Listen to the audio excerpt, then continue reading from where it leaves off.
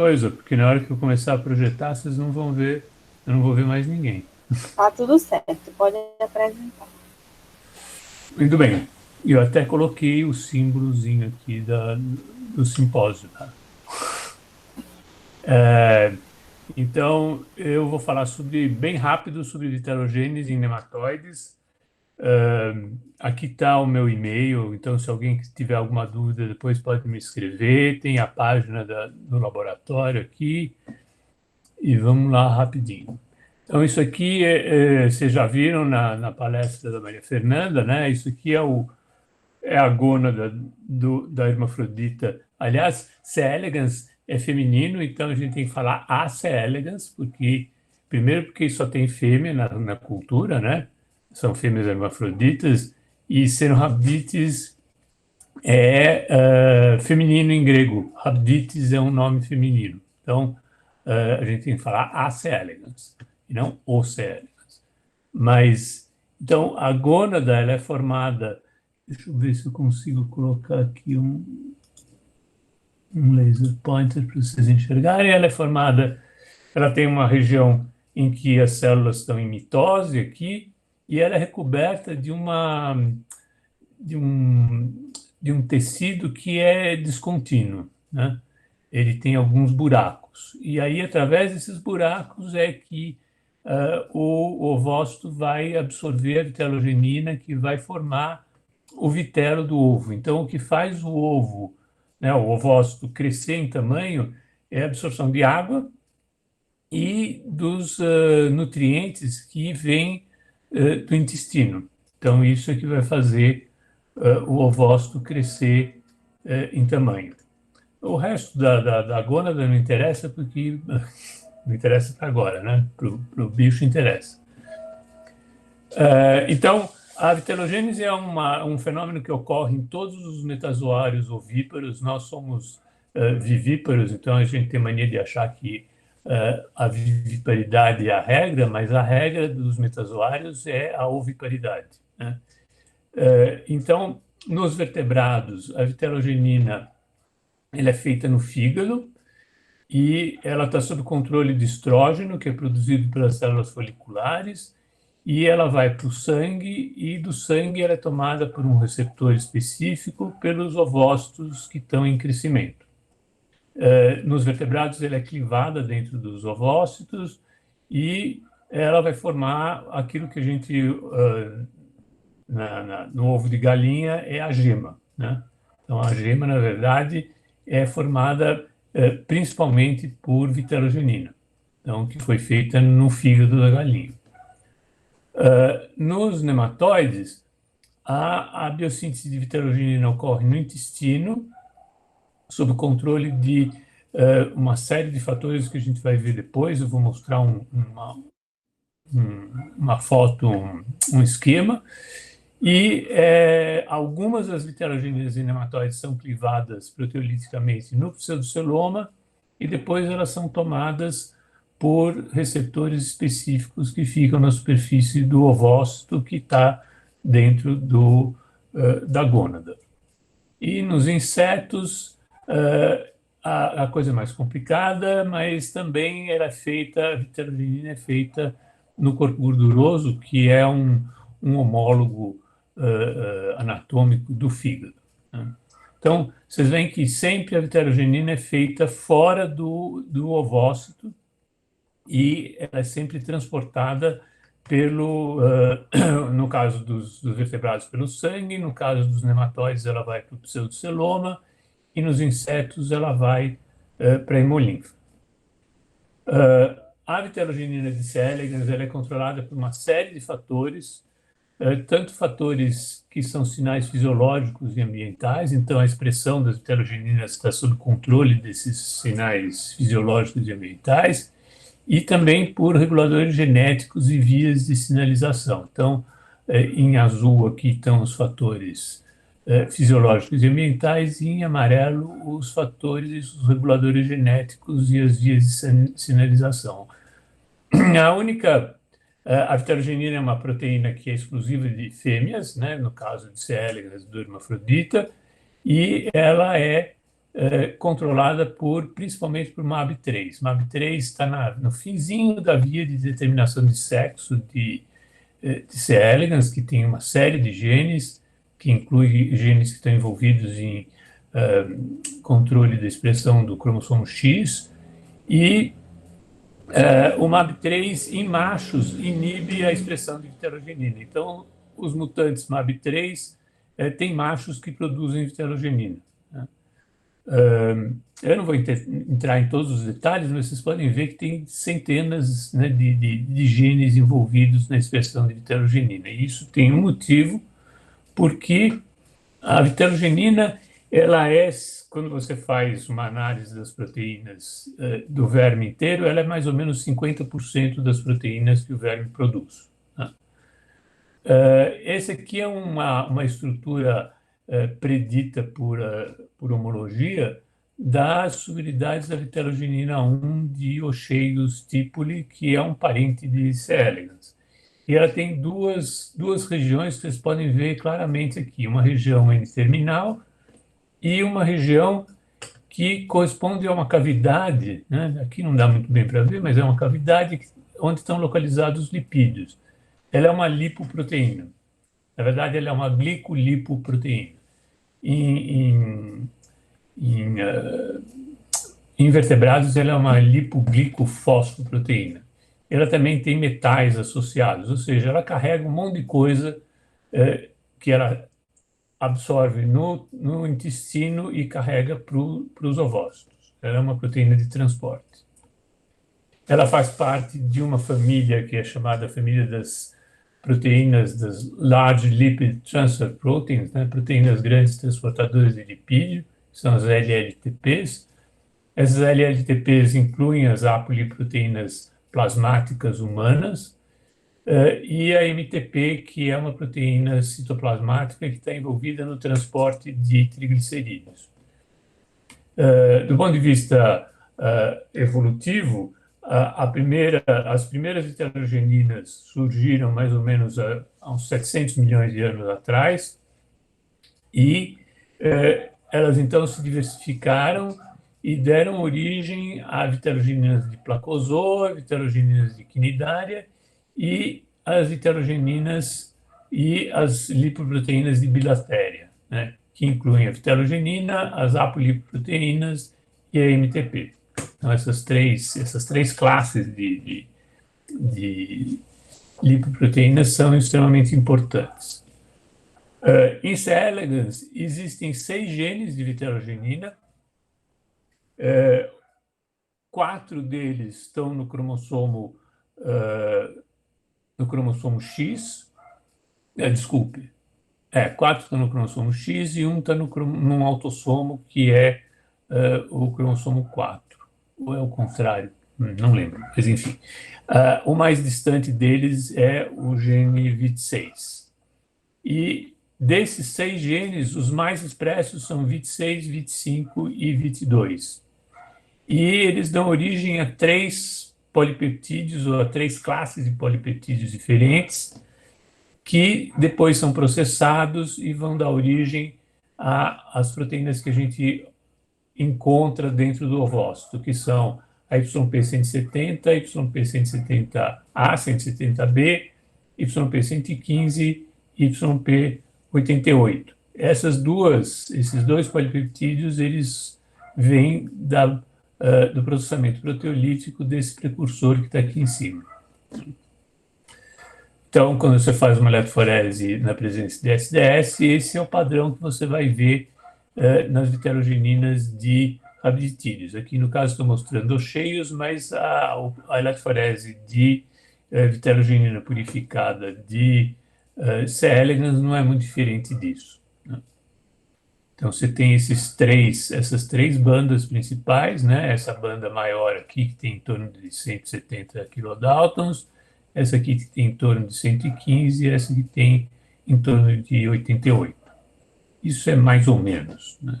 Não é exatamente o tamanho real. Como é que ocorre a vitelogênese de C. elegans? Então, você tem esses 3 genes, VIT2 faz YP170B, 25 faz YP170A e 26 faz o precursor de YP115 e YP88. YP170B faz um homodímero e YP170A e 26 faz esse complexo aqui, que depois vai ser processado no pseudoceloma, dando origem a esse heterotrímero de vitellogenina. E esses complexos, esses dois complexos, né, os complexo 1 e complexo 2, vão ser tomados por receptores específicos que estão na superfície do ovócito e armazenados dentro de grânulos de vitelo. Esses grânulos de vitelo, na verdade, são lisossomos, fagolisossomos que estão, vamos dizer, parados no processamento até que se inicie a embriogênese depois da fertilização. Então, eu, durante um tempo, tive interessado na proteólise limitada que ocorre aqui nesse precursor de YP115 e YP88 e analisando a sequência dessas proteínas, a gente pode ver que ela tem um sítio de clivagem que é um sítio de clivagem clássico de uma série de proteínas, que não é exclusivo de vitellogenina, que são proteases intracelulares, que são chamadas de convertases. Essas convertases, elas são importantes porque elas não só processam vitellogenina, mas elas processam também os colágenos de C. elegans, né? E também elas são importantes no processamento de neuropeptídeos do sistema nervoso. Então, o processamento ocorre sempre depois de um par de aminoácidos básicos, aqui no caso lisina e arginina, e você libera, então, desse lado um peptídeo, do outro lado o outro peptídeo. Então, eu vou mostrar aqui a gente, então, fez um anticorpo monoespecífico para uma das duas proteínas, né? A gente pegou o cDNA de 26, isolou uma região desse cDNA, colocou num plasmídio, expressou em coli, produziu a proteína recombinante, purificamos, injetamos em camundongo e fizemos um antissoro monoespecífico para um dos lados do precursor. E com essa proteína recombinante, então, a gente é capaz de agora analisar as duas proteínas, né? Então, para a gente saber qual é a enzima que está envolvida nesse processamento, a gente achava que era uma enzima só, mas na verdade a gente descobriu que é muito mais do que uma, e depois a gente pode discutir isso mais para frente, se vocês quiserem.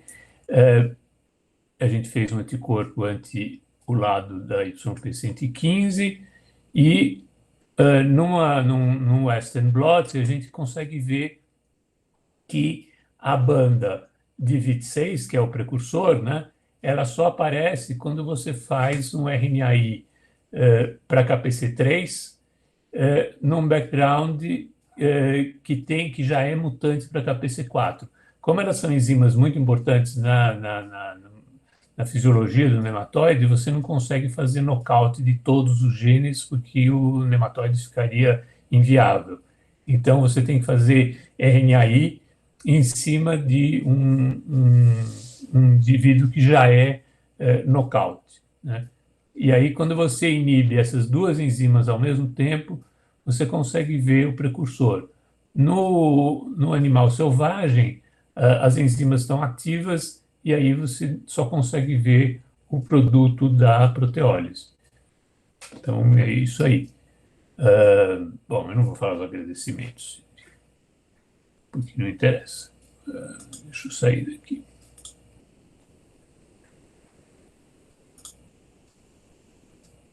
Bom, e aí eu posso parar a apresentação e agora a gente pode discutir. Sim, professor, ainda não tivemos nenhum comentário assim lá Pode ser perguntas gerais, não precisa ser, porque é óbvio que ninguém sabe o que é KPC1 e KPC2 e YP 115 e 88, então vocês podem perguntar o que vocês quiserem. Sim, e sintam-se livres para também abrir o microfone, viu, pessoal? Como estamos num número limitado assim, de pessoas, pode facilitar também para perguntar alguma coisa. Eu, pessoalmente, eu queria saber mais um pouco sobre as duas enzimas que você falou, que você descobriu, que vocês descobriram que eram, não era apenas uma, na quebra da... A história toda é mais complicada do que isso. Essas enzimas, elas são quatro genes, mas existem 14 isoformas por causa de splice alternativo e também a gente acha que também existe mais do que 14 porque você ainda tem modificações pós-tradução. Então, e você tem mutantes, os mutantes de, eu não me lembro mais, acho que é KPC3 ou KPC4, ele fica com um defeito na cutícula, que ele fica com a cutícula que ele chama, o mutante chama blister, porque ele fica cheio de bolhas na cutícula. E se você faz os mutantes duplos, você nunca consegue mutantes duplos que são viáveis quando eles são expressos. Quer dizer, você tem que fazer um mutante que seja condicional. Ou seja, ele é selvagem a 15 graus, mas ele só expressa a mutação a uma temperatura diferente. Então aí você consegue manter o mutante, porque senão ele é inviável. Porque elas são enzimas muito importantes no processamento de proteínas que mantêm a homeostase do verme. Então, se você não tiver a enzima, ele é inviável. Então, geralmente, você faz um mutante condicional para isso. Então, como o senhor pode dizer, assim, bem no geral, assim, qual mais ou menos o seu objetivo em estudar isso, a vitelogênese do verme? Então, a ideia era usar C. elegans, quer dizer, na verdade, eu sou bioquímico, né? Então, bioquímico precisa de massa de coisa. Não adianta você querer estudar alguma coisa se você não consegue massa daquela proteína. Hoje em dia, você consegue, porque você pode fazer as coisas com pouco material. Mas a gente queria isolar a vitelogenina para estudar como é que acontecia esse processamento, que é uma coisa difícil de você fazer. Por exemplo, eu trabalhava com serpentes. E aí, para você fazer qualquer experimento, né, numa jararaca, por exemplo, é complicado. Você vai injetar material radioativo numa jararaca, ninguém vai fazer uma coisa dessa, né? O bicho já é venenoso sozinho. Se você vai injetar um treco radioativo, aí você vai fazer um bicho horroroso. Então, C. elegans tem a vantagem de você poder trabalhar com uma série de mutantes. E, do ponto de vista bioquímico, é muito fácil de crescer. A gente crescia 7, 8 gramas de verme. E aí, a partir disso, a gente fazia as extrações. E depois, quando eles começaram a sequenciar o genoma, aí ia todas as sequências. E aí era fácil de você isolar e fazer a expressão in vitro, né, em bactéria. Quando eu comecei isso, ainda não tinha o genoma. Então eu tive que fazer um um banco genômico e isolar o gene do banco. Mas normalmente você tem que. Hoje em dia você faz isso com PCR, né? Você vai no OnBase, pega a sequência, faz os óligos e o gene está clonado. Mas isso funciona para C. elegans, né? Para outros nematóides, você continua tendo que fazer isolamento de fazer banco genômico ou fazer um sequenciamento de genoma a partir do zero. Sim, o Celeron ganhou essa visibilidade, né? Depois de muitos experimentos. Com C. elegans você tem as coisas, você tem as ferramentas para montar e estudar outros nematóides, né? A vantagem de C. elegans, que é uma vantagem que eles não sabiam quando eles fizeram, é que ela está num grupo. Eu ia mostrar uma árvore, mas enfim, não interessa. Ela está num grupo de nematóides em que a maior parte dos nematóides são parasitas de vertebrados. Então, ele é um excelente modelo, por exemplo, para ancilóstoma. que é um nematóide que tem importância médica, e todos os parentes de Ancylosma que têm importância veterinária também, como Hemoncus. Então você pode, por exemplo, pegar um gene de Hemoncus, que é um parasita de carneiro e que só cresce em carneiro, e colocar o gene em C. elegans e fazer um transgênico de C. elegans que expressa o gene de Hemoncus, né? Então você pode estudar como é que aquele gene funciona sem precisar crescer, né, o nematóide dentro de um carneiro. Então você tem esse outro lado de C. elegans, que é você usar ele como uma bactéria. Sim. Aliás, os organismos modelos, eles têm isso, né? Quer dizer, você começa estudando o bicho pelas propriedades, pelo interesse biológico no sistema, né? Você tenta entender como é que funciona a C. elegans, como é que é. No momento que você sabe uma série de coisas, ele deixa de ser o principal objetivo da tua pesquisa, e ele passa a ser um instrumento para você estudar outros problemas. Então, isso aconteceu com coli, por exemplo. Quando eles começaram a estudar coli, eles queriam saber como é que funcionava a replicação do DNA, a transcrição, e os artigos saíam com coli no título. Se você olhar hoje em dia e procurar coli, né, Escherichia coli, no título de um trabalho de biologia molecular, você não vai achar, porque está lá no material e métodos. Então, C. elegans também vai desaparecer dos títulos. Isso não quer dizer que ela vai sumir da pesquisa, mas ela vai passar a ser uma coisa que você usa para estudar outros problemas, né? Sim. E o Sergens tem toda essa facilidade, né, que a gente viu durante todas as palestras, principalmente na de Priscila no começo, que ela falou sobre toda a fisiologia do verme, como isso serve para diversas áreas da pesquisa, né? Isso é muito interessante. Mas tem muita coisa de C. elegans que a gente ainda não estudou. Quer dizer, nós estamos como o pessoal que estuda drosófila, né?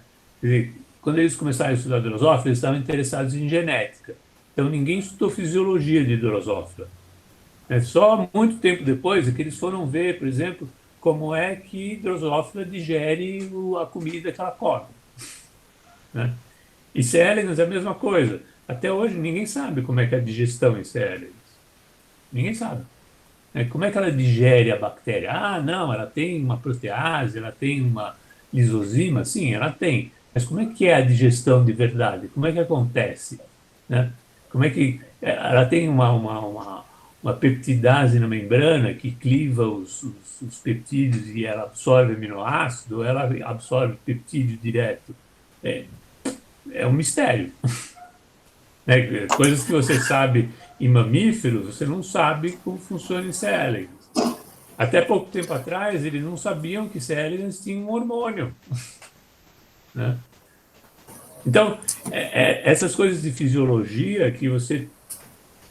É óbvio que você pode trabalhar com bicho sem saber tudo isso, mas são importantes para você entender a biologia do sistema, e você pode, então, usar ele como modelo para outras coisas.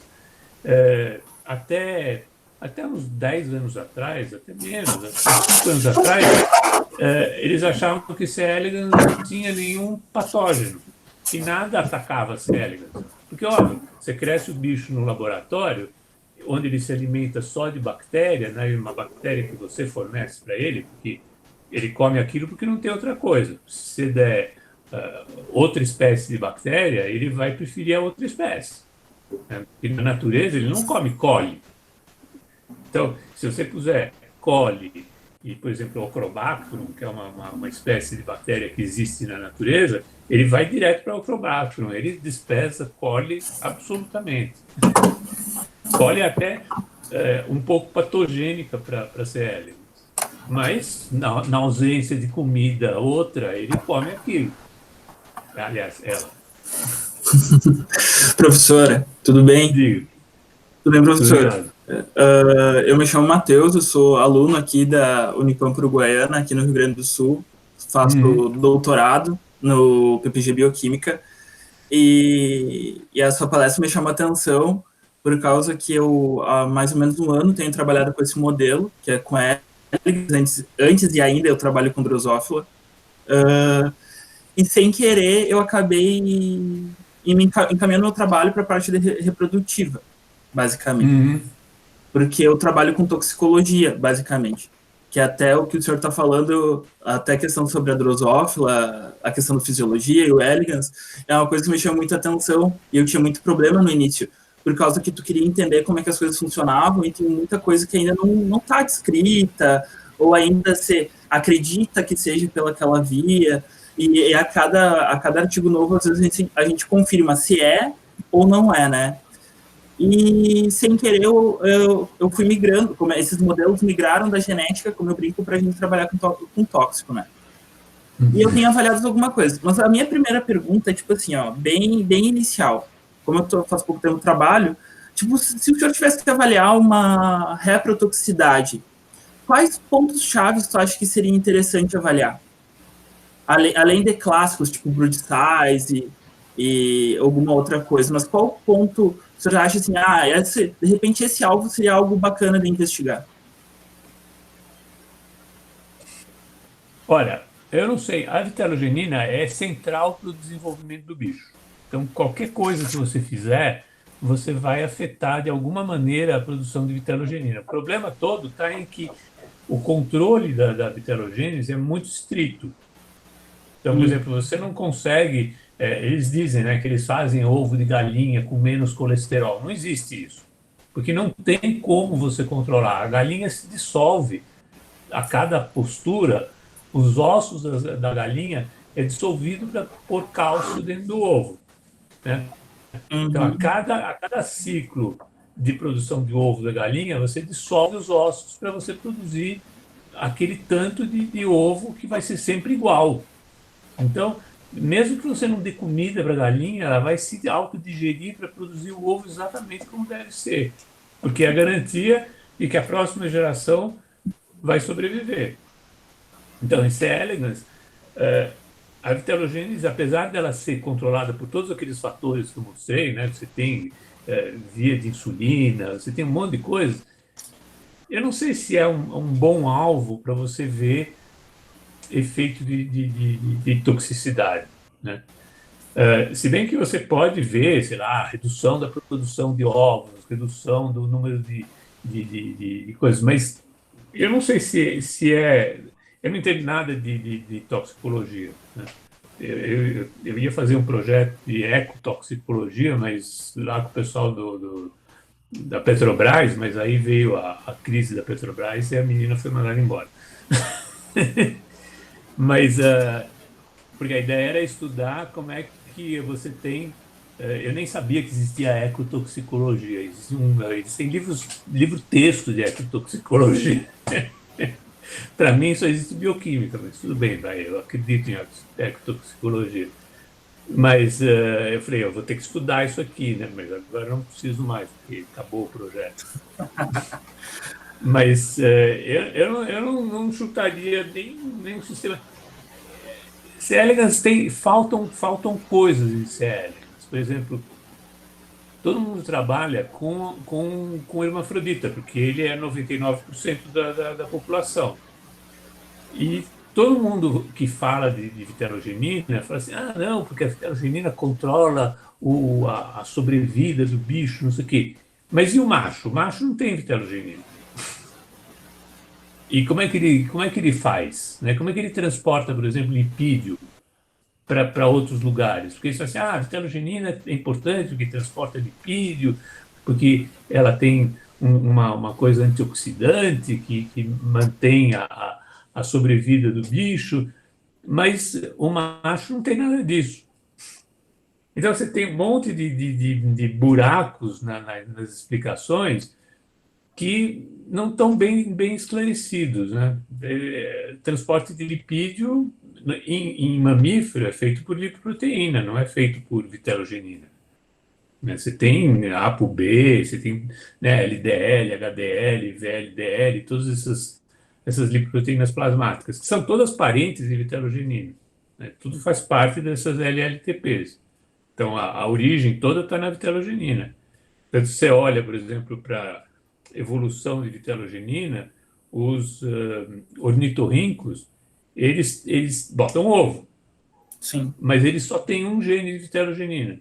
E aí, quando você vai olhar no genoma, o lugar onde deveria ter o outro gene de vitelogenina tem uns pedaços só, tem uns exons soltos, mas não tem promotor. Ou seja, ele está perdendo, né? A vitelogenina está sumindo. Então, quando você passa de um bicho que é ovíparo, né, e durante a evolução você vira vivíparo, você perde os genes de vitelogenina, né? E a duplicação que ocorreu lá atrás. Então, você tem ao mesmo tempo vitelogenina e lipoproteína, mas você não substitui um pelo outro. Entendi. Outra Então, coisa, professor, pode falar. e lipídio, por exemplo, é um alvo perfeito para oxidação, né? Então, se você quer estudar efeitos por exemplo, efeitos tóxicos, oxidação de lipídio é uma coisa interessante para ser estudado, né? Eu nunca vi ninguém estudando lipídios de C. elegans, por exemplo. Tem muitos estudos mostrando quais são os lipídios que tem em vitelogenina e tudo, mas não uma coisa geral. Tem, inclusive, uma revisão no Wormbook sobre obesidade em C. elegans, mas é mais do ponto de vista metabólico, né? Não Sim. do ponto de vista da estrutura dos lipídios. Mas tem. Não é que não tem. Sim. Mas não com objetivo de toxicologia, por exemplo.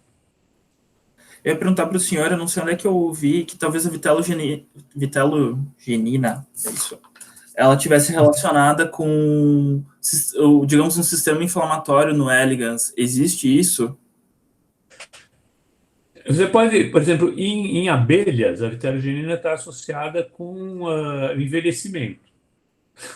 Então, as abelhas, as operárias, elas fazem vitelogenina. Elas não são férteis, elas não botam ovo, mas elas fazem vitelogenina.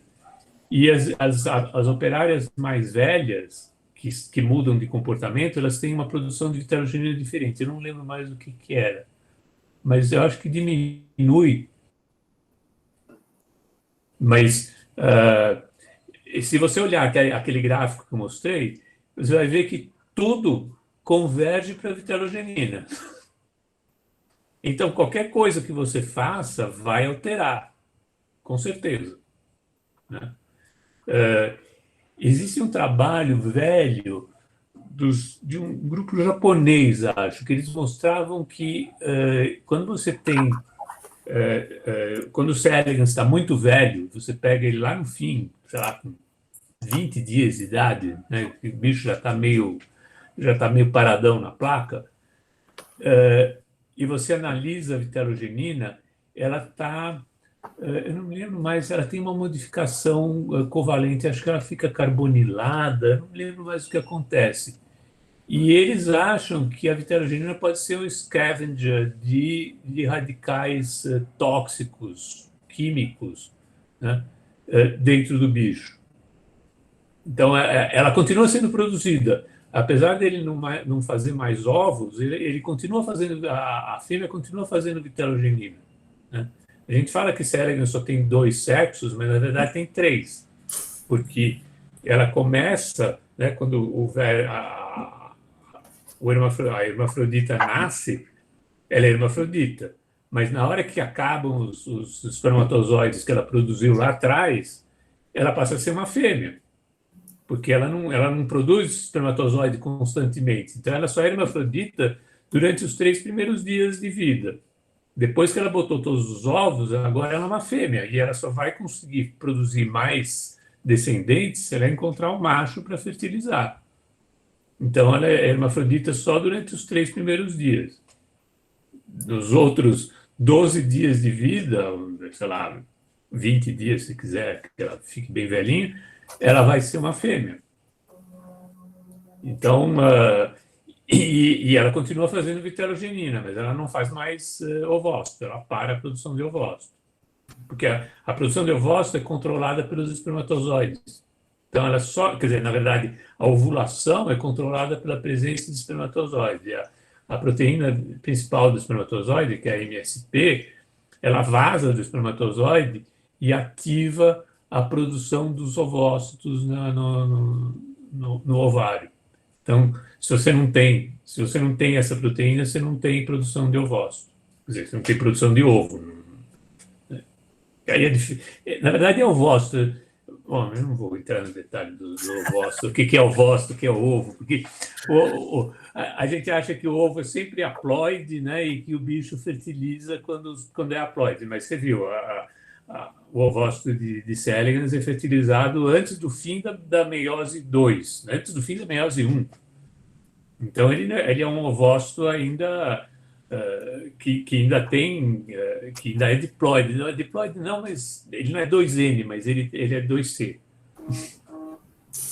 Então, ele só elimina os corpúsculos polares depois que forma a casca. Tanto que se você olhar um embrião de C. elegans no microscópio, você vê os corpúsculos polares ali entre a membrana plasmática e a casca do ovo. Você vê eles soltos ali na coisa. Depois degenera e acabou. Mas ele só vai acabar depois que faz a casca. Entendi. Agora, como é que você usa isso para estudar toxicologia? Não sei. Não respondi, mas o que eu vou fazer? Não, é que eu pergunto como assim, de curiosidade mesmo, porque o meu tempo maior de trabalho é utilizando a drosófila como modelo, né? E eu trabalho geralmente associado ao sistema nervoso.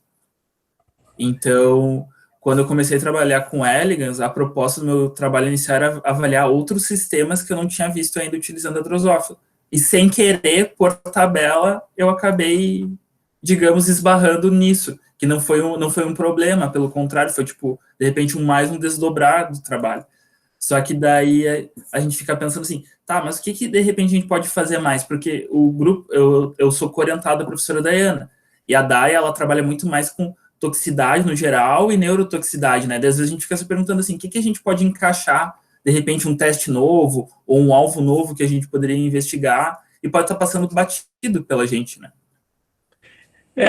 Por exemplo, tem muita coisa de nematóide que é parecido com inseto. Por incrível que pareça, né? Os nematóides, eles são equidisozua como os insetos. Então, eles estão no mesmo grupo que os insetos, junto com os tardígrados e todos aqueles bichos que antigamente eram inseticides, né? Hoje em dia, a gente sabe onde eles estão. E eles têm muitas coisas que são parecidas com inseto. Por exemplo, eles não sintetizam colesterol. Eles precisam de colesterol externo, por isso você põe colesterol no meio. Tá? Sim. Eles não sintetizam M. Insetos sintetizam, mas eles É, não sintetizam. drosófila, eu lembro que tem a ala D que faz parte da construção do M. A drosófila acho que faz. Inseto faz M, mas eles não fazem M. Eles têm trealose, eles produzem trealose, né? Como inseto. Então, Isso. parte vamos dizer, das reservas deles são em trealose. Trealose não é uma boa coisa para fazer reserva, né? Porque se você juntar muita trealose, o bicho explode, mas o melhor é fazer glicogênio, mas tudo bem. Mas, ou lipídio, né? Que é o que eles fazem. As DAOs juntam lipídio. Porque lipídio é bom porque cada molécula de ácido graxo dá 38 ATPs, né? E cada molécula de glicose dá uma porcaria. Então, e fora que você não aumenta a pressão osmótica dentro da célula. Então, por isso que lipídio é bom. Né? As pessoas que... A gente engorda quando come muito, mas isso é bom, porque a gente não pode esquecer que a gente só engorda há 10 mil anos, porque antes de 10 mil anos a gente só comia bem uma vez por mês. Né? Então você ia lá, matava um mamute, comia até morrer, né? Ficava gordo e você aguentava um mês, né, sem outro mamute. Você ia comer, sei lá, raiz, ia comer alguma coisa, a água você tinha que tomar. Então, acumular gordura é um jeito bom de você ter energia sem precisar matar as células por pressão osmótica. Né? E C. elegans faz isso. Então, C. elegans, então ele é um bom modelo de obesidade. Se quiser estudar obesidade, C. elegans é perfeito, porque ele faz exatamente isso, ele acumula lipídio. Mas ele também tem trealose. E existem alguns nematóides que usam trealose para resistir ao frio. Então, aqueles nematóides que já saíram diversos artigos, né? Nematóides lá da Antártida, que resistem a congelamento, eles resistem a congelamento porque eles acumulam trealose, né? Então, eles desviam uma parte do metabolismo para produzir trealose, e a trealose é um criopreservante, né? Por motivos diversos, ela é um excelente criopreservante, melhor do que glicerol, melhor que DMSO, melhor do que tudo isso, né? E você pode também secar eles, né? Eles são resistentes a dessecamento. Então, quando você tem trealose, você pode secar o bicho.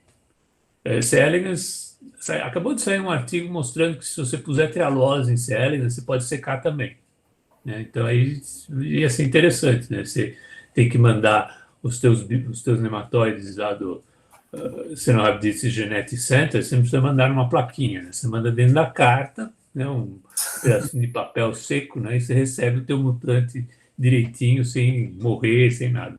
Mas, por enquanto, ainda não consegui. Eu tinha uma ideia de fazer um transgênico de C. elegans que expressasse as proteínas que dão resistência a frio. E aí você usaria isso como uma coisa para selecionar. Você faria um plasmídio com as proteínas, né? Você injetaria no bicho e aí você poria ele no congelador. O que sobrevivesse seria o transformante, né?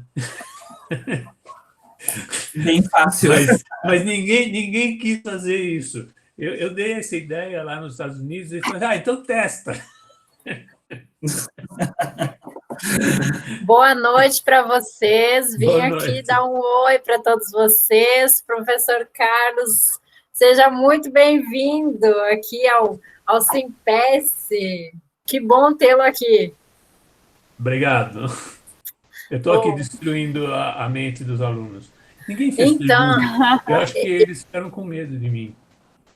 eu queria contar uma fofoca para eles, porque eu não sei se vocês sabem, mas o professor Carlos Winter é um dos primeiros, eu acho que é o pioneiro de C. elegans aqui no Brasil. Então, vocês estão com a nossa versão brasileira do Sidney Brenner é Carlos Winter. Eu estava até falando com Diana que a gente vai criar uma medalha Carlos Winter. Em sua homenagem, professor. Eu estou mais para Selacanto do que para Sidney Brenner. O Brenner morreu. Ele morreu. Eu tô vivo morreu ainda. Ano passado, professor, Então, eu sou infelizmente. Selacanto. Ai, mas que bom. E aí, conseguiram interagir bastante? Tiraram as dúvidas de Não, vocês? eles não falam. Eu vou. Gente, liguem essa câmera para vocês conversarem com o professor Carlos Winter, que ele é bem conversador. Quem falou aqui, quem foi? Foi o Matheus só, por enquanto. Foi. Mateus? E aí, Matheus, tudo bem? Matheus também já é patrimônio da nossa liga, tá em todos os seminários. Sim, marcando presença sempre. Tudo bem? Matheus, próximo Simpesse, você vai ser nosso palestrante. Ai, meu Deus, não fala assim. Prepara aí. Matheus trabalha com drosófila. Eu comecei trabalhando com inseto. Eu gostava muito mais de inseto do que de qualquer outra coisa, mas aí eu já passei por tudo, né? Eu já trabalhei com vírus. Aliás, eu sou sócio fundador da Sociedade Brasileira de Virologia. Ninguém acredita nisso, né? Vocês estão vendo isso, gente? Faz tudo. Mas ela foi fundada há pouco tempo. Não pense não que é em 1800, tá? Não, eu já vi que o professor Carlos está pensando nessas proteínas aí para se congelar. Já vi que essa é a intenção. Eu tô trabalhando agora com um nematóide que chama Panagrolaemus. É um bicho, eu contei para... É o que pré do elegans, não é? Panagrolaemus, ele é um rabditídeo também, mas ele é um bicho nojento, porque nunca queira trabalhar com ele com qualquer coisa, porque, primeiro, ninguém sabe como classificar esses bichos, porque parece que eles são polifiléticos, é uma coisa bagunçada. Mas o pessoal gosta deles porque eles são resistentes a dessecamento e aí é legal. Você fala que você trabalha com um bicho que você seca num pedaço de papel, né? E depois você joga água e ele volta à vida, né? Mas é um bicho horrível do ponto de vista genético. Ele tem um ciclo de vida que eu não me lembro mais. A gente fez uma curva e eu acho que a gente tinha bicho que viveu 70 dias. Olha só E isso. o ciclo de vida aqui, C. elegans, é 3 dias, Panagrolemos é 15. Imagina! E eu dei isso de projeto para uma aluna minha, ela queria bater em mim. Hein, Isso não foi. Carlos, eu tenho uma curiosidade. Quando tu começou a trabalhar com C. elegans, tu enfrentou preconceito? Tipo, as pessoas te olharam torto, assim, não entenderam o que era aquilo, se era um modelo experimental. Você que está dentro da parasitologia, o povo ainda te olha torto lá, como é que funciona? Ah, mas isso daí, quando eu fiz a livre docência, eu fiz tinha que fazer uma aula lá, né? Uma aula de erudição, não sei o quê. E aí eu apresentei um negócio sobre o papel dos vermes na história, né? E aí os vermes, e aí eu fui ler sobre por que as pessoas odeiam vermes, né? E aí as pessoas odeiam vermes porque, bom, primeiro, porque tem a teoria dos miasmas, né? Então, assim, se você está perto de um cadáver, você cheira aquele cadáver podre, você pode pegar a doença do cadáver, porque a doença é transmitida pelos miasmas que saem do cadáver. O cadáver não transmite nada. É desagradável você ver um cadáver, né? Principalmente um cadáver podre. E o que acontecia com os cadáveres podres? Eles eram comidos, começava a crescer larva de mosca. E aí eles achavam que aquilo era verme.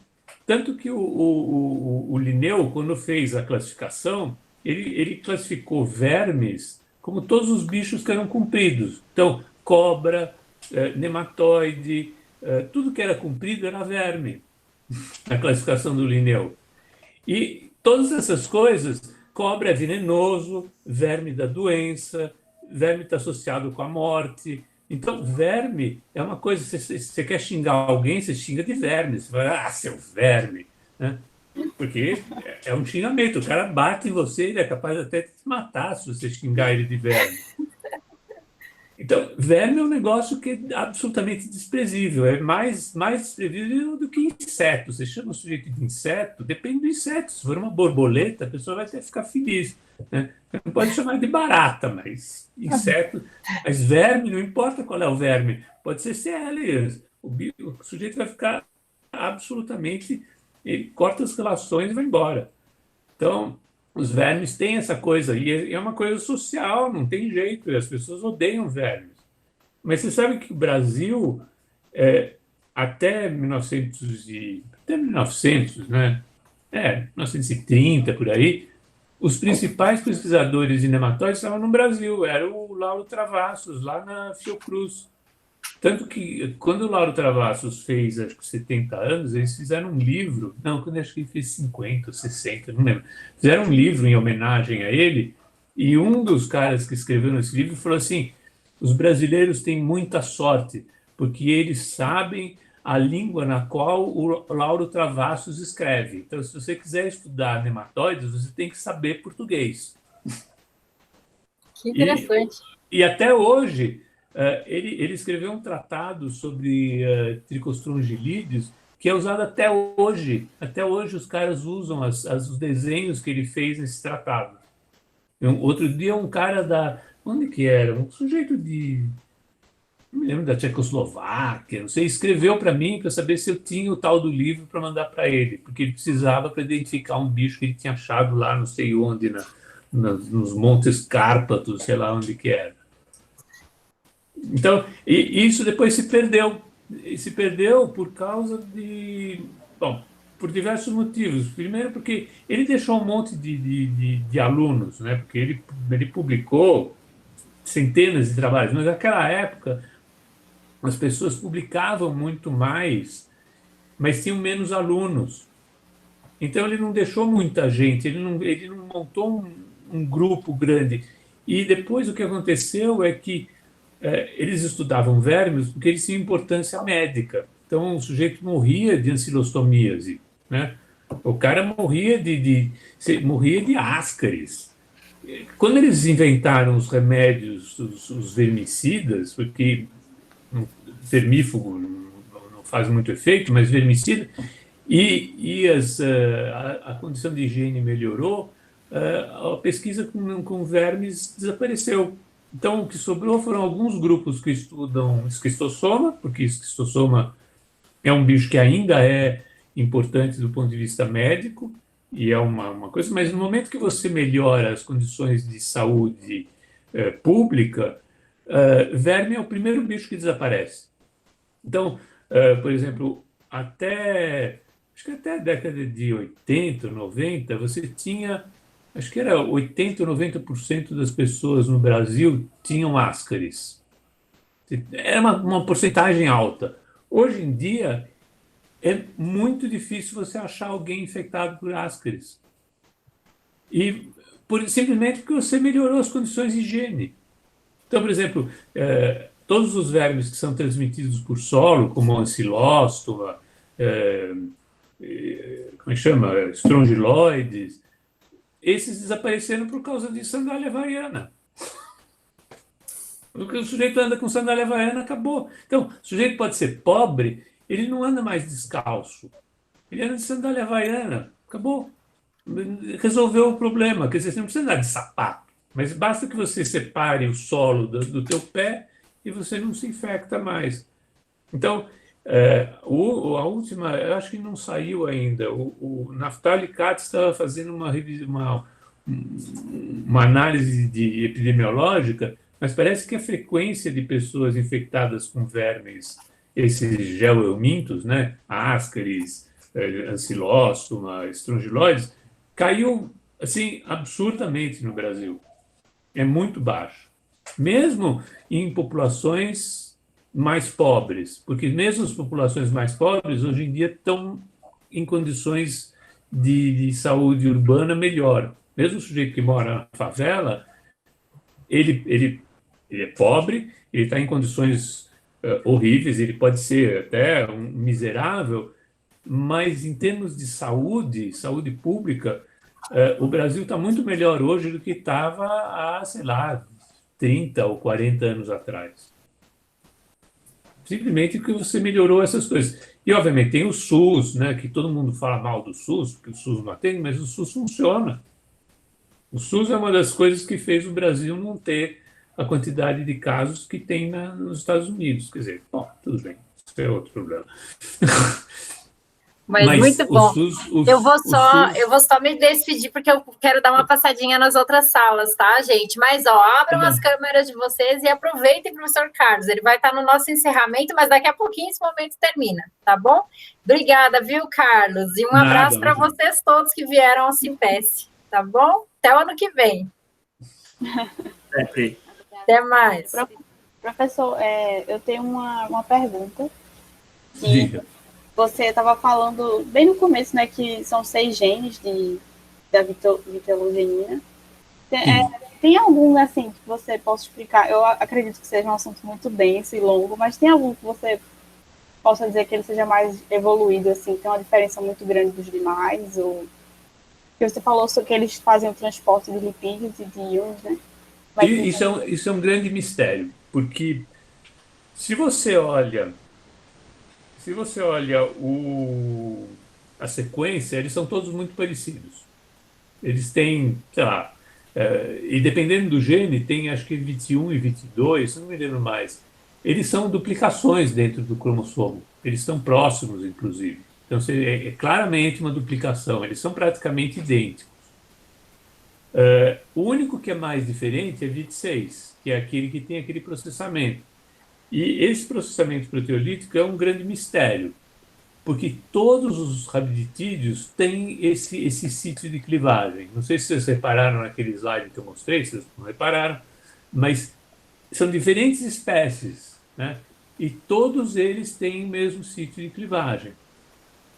E você tem 2 genes, ou 2 proteínas, que é a YP170A e a 170B, que não têm o sítio de clivagem. E é uma vitellogenina como o resto. Tá?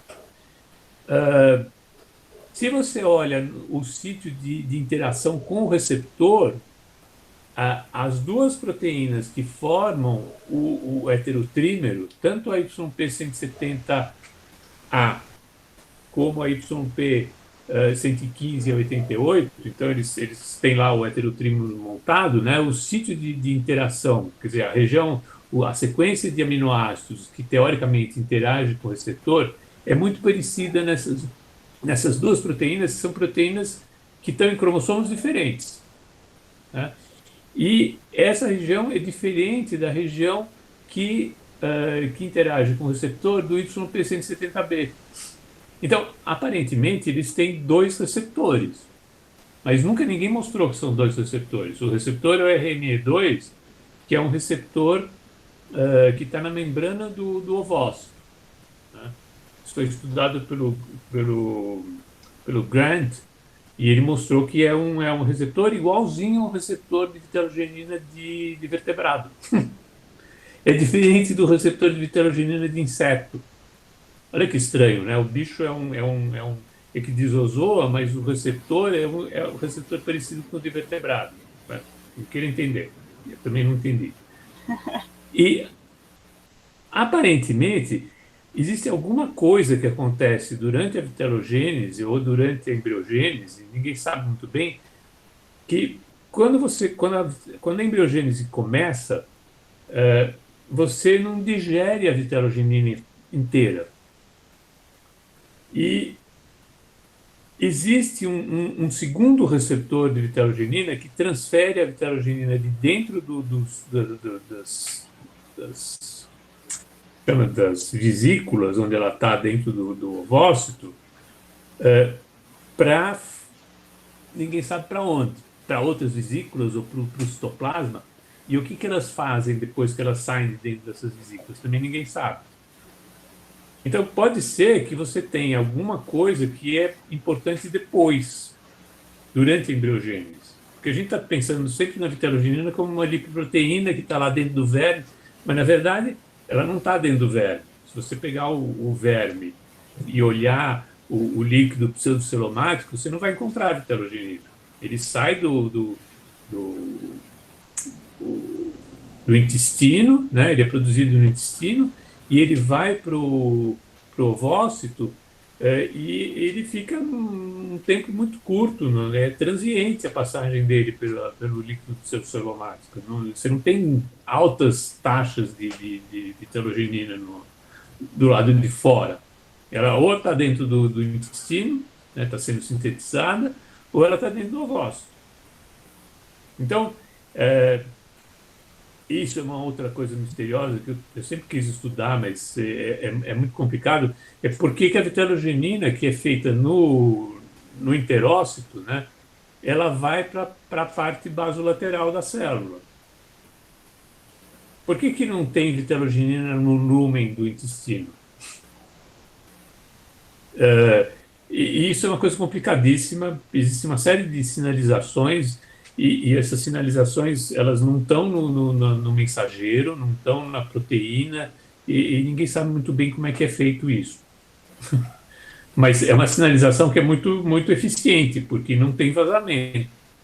Porque se vazasse, você teria vazamento de enzimas digestivas para dentro do corpo do bicho, e ele se autodigeriria, e isso não acontece. Então, esse é um controle estrito, que vai para o lúmen do intestino é diferente do que vai para a parte basolateral. E essa polarização da célula é uma coisa que esse tipo de sinalização envolve fosforilação de proteína na superfície das vesículas, é complicado, né? Não é? Eu achei que se fizesse um mutante, né? E aí o bicho começaria, não, mas você tem diversas coisas envolvidas, seria fazer um mutante de diversos genes, e aí provavelmente você destruiria uma série de outras coisas que dependem disso, né? Então, não tem como se mexer numa coisa sem matar o bicho. Sim. Mas aparentemente, elas têm funções diferentes, a gente não sabe quais são essas funções. Eu expressei um pedaço da vitellogenina que tem que é o lado C-terminal da VIT6, né? que ela tem uma região que parece o sítio ativo das PDIs. As PDIs são isomerases de sulfetos, são proteínas que funcionam quase como uma chaperonina, que são responsáveis por montar as pontes de cisteína, né, as pontes de sulfeto na proteína. E essa região que tem essa coisa, são duas cisteínas separadas por dois aminoácidos. Esse tipo de sítio, ele existe também nas redoxinas. Então, tem duas coisas que eu acho que funciona. Eu nunca testei isso, é uma coisa que eu devia ter testado, né? Enfim,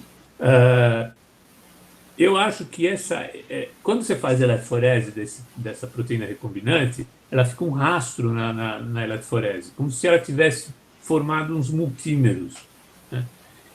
E eu acho que pode ser que essa região, que é uma PDI, ela está montando pontes de sulfeto entre a minha proteína, que tem 20.000, e fazendo multímeros disso daí que se arrastam na eletroforese. Se isso for verdade, a vitellogenina também tem uma atividade enzimática. Agora, para que serve essa atividade enzimática? Se ela serve para você fazer pontes de sulfeto, ou se ela serve para proteger os lipídios, porque ela tem atividade de tioredoxina, de oxidação, porque se você oxida os lipídios, você vai acabar gerando uma série de problemas para o bicho. Então, e todas as lipoproteínas têm esse tipo não todas, mas muitas delas têm esse sítio de PDI. Então, isso é um mistério. Por que a vitellogenina tem isso daí? Vitellogenina de inseto tem, vitellogenina de nematóide tem, e vitellogenina de anfíbio tem, mas nunca ninguém mostrou que se você tirar isso daí... E outra coisa, se você fizer nocaute de gene vitellogenina, o bicho é inviável. E por isso que tem 6 genes. Então, se você nocauteia um deles, os outros tomam conta. Mas ninguém conseguiu fazer um mutante de C. elegans que não faz vitellogenina. Aí você vai falar, bom, lógico, o bicho não bota ovo, você não tem nada. Mas é mais do que isso. E aí a gente volta para a pergunta inicial, né? E os machos, como é que ficam? Porque eles não têm vitellogenina. Então, a vitellogenina é importante para a fêmea. Mas e o macho? Como é que ele resolve esse problema? Ele faz alguma coisa que substitui a vitellogenina? Não sei. Então, esses buracos E esses buracos não são só em C. elegans, esses buracos servem para todos os outros bichos que são vivíparos, são ovíparos, né? Sei lá, galinha, drosófila. Drosófila é diferente. A vitellogenina de drosófila é muito estranha. Ela é verdade, ela é derivada de uma lipase. Ela não é, a gente não chama ela de vitellogenina, a gente chama ela de yolk protein. Porque a vitellogenina de drosófila é um negócio esquisito. A vitellogenina de mosquito é uma vitellogenina clássica, é uma LLTP clássica. A de drosófila não. E aí a pergunta é assim, o que aconteceu com a LLTP de drosófila, quer dizer, a vitellogenina original? Ela virou uma outra coisa. Eu não lembro o que era. Mas ela virou um outro negócio. Ela não é... A drosófila não tem vitellogenina. Mas ela tem uma coisa que transporta lipídio para dentro do ovo, que são essas yolk proteins. Então, quer dizer, a evolução da oviparidade, ela é muito conservada. Porque você pega a vitellogenina, e não deveria ser, porque se você assume que a vitellogenina é uma proteína que transporta lipídio e aminoácido para dentro do ovócito, bom, qualquer coisa transporta, não precisa ter uma sequência específica. E quando você alinha, elas são muito parecidas, você consegue alinhar as vitelogeninas. E quando você faz a composição de aminoácidos, elas são todas parecidas também. Então, você esperaria que a composição de aminoácidos fosse parecida, porque todos os bichos precisam dos mesmos aminoácidos para ter a embriogênese. Mas a sequência tanto faz. Você pode pôr o aminoácido onde você quiser. desde que seja a mesma composição. Mas não, a sequência é mantida. Aí você vai falar, não, mas se tem a sequência do receptor, a região que interage com o receptor. Tudo bem, essa é uma região mais conservada. Mas você tem outras regiões que também são conservadas e que tem regiões que chamam DUF, né? Você vai olhar lá, tem DUF 157, né? E aí, o que é DUF, né? É Domain of Unidentified Function. O Tem um professor, monte de DUFs. Então, a vitelogenina é um mistério. Professor Carlos, eu tenho uma pergunta. Eu também trabalho com Diga. toxicologia no mesmo. O senhor está me escutando? Tô. Eu tenho uma pergunta sobre toxicologia também. Eu trabalho no mesmo laboratório que o Matheus, a gente é orientada da professora Dayana Ávila. E meu trabalho de conclusão de curso agora foi sobre a ayahuasca, que é uma bebida, é um chá utilizado numa religião chamada Santo Daime. E já é visto na literatura que esse chá ele pode afetar a reprodução. E aí, quando a gente fez os nossos estudos, a gente viu que ele não atrasou, mas ele estendeu um pouco dos dias reprodutivos do verme. Queria saber se o senhor já viu alguma coisa sobre sobre isso, sobre a vitalogênese estar associada ao prolongamento ou à redução de dias e de tempo de reprodução do verme. Bom, o número de ovos que é posto pelo verme, ao contrário dos mamíferos, né, em que quem controla o número de ovos é a fêmea, aí no caso é o número de espermatozoides que ela depositou na espermateca. Então, ela vai botar ovo por 3 dias. O número de ovos, você pode estender isso por mais tempo. Então, ela vai botar menos ovos e ela pode botar ovos por 4 dias ou por 5 dias. Mas o número final de ovos é o mesmo, porque o número de espermatozoides não varia. Então, se você somar o número de ovos, você vai ver que, teoricamente, eu não estou falando que você vai ver isso, mas teoricamente o número deve continuar o mesmo, né? Na hora que você, vamos dizer, ela vai botar ovos por mais tempo, ela deve botar menos ovos a cada dia. Eu não sei se foi isso que você observou. No primeiro dia é sempre normal, né? Ela colocar um pouquinho mais de ovo do que nos outros dias. Eu percebi, ela tava, né? Os vermes eles estavam colocando o número normal, vamos dizer assim, no primeiro dia, mas eu vi que se estendeu mais um pouco, sabe? De dias colocando ovo ali que normalmente, em relação ao controle que normalmente estava acontecendo, né? E aí eu queria saber se poderia ter alguma ligação com a vitelogênese? Não, acho que não, porque a vitelogênese ela é controlada, quer dizer, não estou dizendo que não tem, né? Mas estou dizendo que eu acho que tem a ver, porque a postura dos ovos, ela na verdade, ela é controlada pelos neurônios que estão nos anfídeos. Então, se os anfídeos detectam que tem comida, por exemplo, ele bota ovo. Se você pegar um adulto, uma fêmea, com ovos e colocar num ambiente sem comida, você vai ter aquele bag of worms. Ela não bota os ovos eclodem dentro dela. Então você tem um negócio que chama endotoquia matricida. Então ela reconhece que não tem comida, então ela vai garantir que a prole nasça e coma a fêmea. Então isso garante a geração seguinte. Então, eu não sei, pode ser que você tenha um efeito desses, que você está enganando o sistema nervoso do bicho e ele está achando que está faltando comida. E aí, então, ele começa a botar menos ovo, esperando para ver o que vai acontecer. Mas eu nunca vi ninguém falar uma coisa dessas. Eu sei disso. Assim, se você não tem comida, o bicho não bota os ovos. Agora, reduzir a coisa, não sei, pode ser um efeito nesses neurônios que controlam a. O que era que você punha? Deixa eu ver. Uma vez eu tentei colocar um negócio para o bicho botar ovo e ele. Acho que era nicotina. Era nicotina? Acho que nicotina. Você põe nicotina e ele teoricamente bota os ovos. Porque você faz uma contração da musculatura da vulva e os ovos saem. Porque você sabe que os nematóides eles têm pressão positiva dentro deles, né? Então todos os orifícios são fechados por músculos que se mantêm constantemente fechados, porque se você abrir você tem um prolapso do intestino ou um prolapso do ovário, porque você tem pressão positiva, porque para ele se movimentar, ele precisa dessa pressão maior dentro do líquido celomático.